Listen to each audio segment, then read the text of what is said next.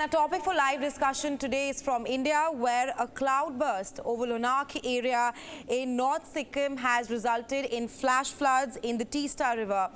Now, to talk more on this and what are the factors and what's the current situation right now, we are now being joined by James Kirkham. He's the Chief Scientific Advisor at the International Cryosphere Climate Initiative, and he's joining us live from Germany. Thanks so much for joining us on WION, sir. Good morning, thank you. Right. Now, Mr. Kirkham, first, can you just lay out the factors that triggered this unfortunate incident? Yes, this appears to be what's called a glacial lake outburst flood, which is when a glacier retreats, it leaves a space between a moraine, which is a mass of rock and mud, which it pushes up like a bulldozer in front of it. And this void, as the glacier retreats, it fills with water to form a lake. And what appears to have happened in the Sikkim region is that a cloudburst event, extreme rainfall, filled up the lake and triggered the breaching of this moraine, this dam, which then caused this catastrophic flooding downstream. Right. Also, are these kinds of flash floods common in Sikkim? Yes, I believe they are. And the concerning thing is that this will become a more frequent occurrence in the future as we continue to warm our climate. So we know that glaciers in the Hindu Kush Himalaya are expected to retreat vastly by the end of this century under current warming emissions. We're going to lose about 75% of them if we continue to emit carbon at the rate we are doing and warming the climate. And this means that hazards, which will then impact downstream communities through this cascading chain of events like these floods, will become more common as these glaciers continue to melt away. Right, Mr. Kirkham, now just some numbers I want to state here. There are 39 glacial lake and water bodies across India, China and Nepal that have recorded more than 40% increase in the water spread since 2009. Of course, it's because of climate change and global warming indeed. But my question to you is that are glacial lakes in the Himalayas a ticking time bomb? Potentially, yes. So we can manage these lakes. There have been examples where we can drain them, but monitoring the vast number of these lakes which are growing, and as you say, 39 of these have been observed to increase in the area by 40% since 2009.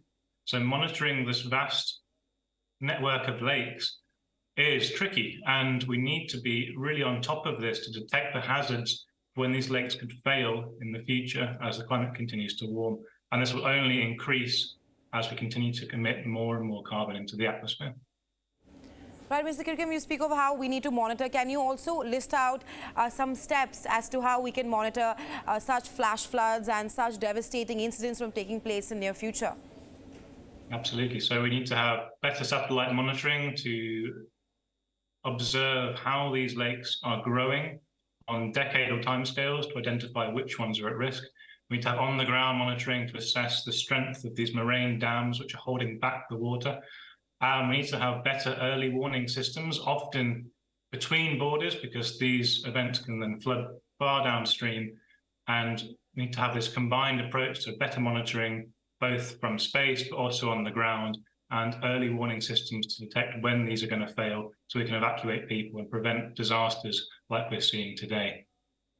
Right, I may sound a little philosophical at the moment, but do you think it's a sign from the environment that, you know, that humans have clearly damaged the earth with urbanization and also tourism, which is taking place in these small states? Is it because of that we are seeing flash floods and such unfortunate incidents? Yes, well, we've now warmed the climate by 1.2 degrees, and by the end of this century, we're aiming currently towards 2.7 degrees. And this is going to be catastrophic. So these events are already happening now at 1.2 degrees.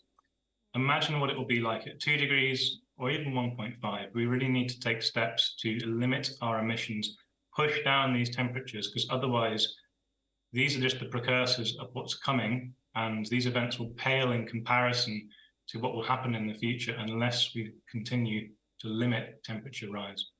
Right. What concrete steps should countries be taking in order to stop such flash floods from taking place in the near future?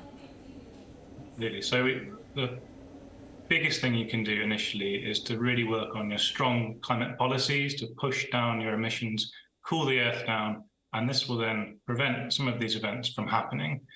As well as this, we need to monitor these lakes closely and carefully to detect when they're going to fail, which ones are at risk, and warn downstream communities to adapt to this. So design early warning systems to let them know to evacuate when these events may happen.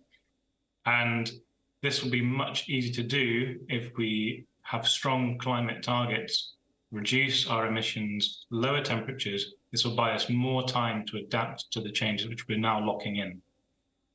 Absolutely, Mr. Kirkham. Also, my last question to you, that experts say that the devastation, the flash floods that took place in Sikkim was because of something, a phenomenon known as GLOF. Can you expand on that? Yeah, so GLOF is a glacial lake outburst flood. So this is when the lake in front of the glacier, which is filled up by the water melting away from the ice, reaches the dam in front of it. And we're seeing more and more of these as the climate warms because there's more water going in from the glaciers as they melt faster. And these GLOFs, these glacial lake outburst floods, are extremely dangerous downstream. They can raise water levels by several meters and be very, very rapid. So what we've seen is this lake has grown because of, in this case, a cloudburst or extra rain topping up the water to the extent where the dam then failed and burst, which then led to this catastrophic flood downstream. Absolutely. Thanks very much, Mr. Kirkham, for taking our time and joining us on this story. We'll, of course, be tracking this very closely right here. Thanks very much. Thank you. Thank you.